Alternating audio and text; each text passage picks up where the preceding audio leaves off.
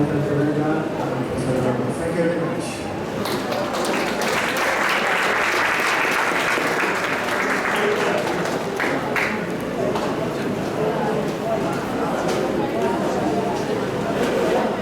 Thank you so much to our amazing speakers. A round of applause, please, to our amazing speakers.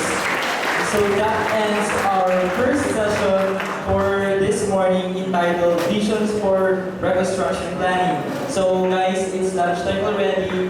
We are requesting all the students to please go to the Shabu Shabu for your lunch. You have only 1 hour for the lunchtime, so yes. Thank you so much. This is Renzo Corteza, and please be here at exactly basta 1 hour, okay? Thank you so much.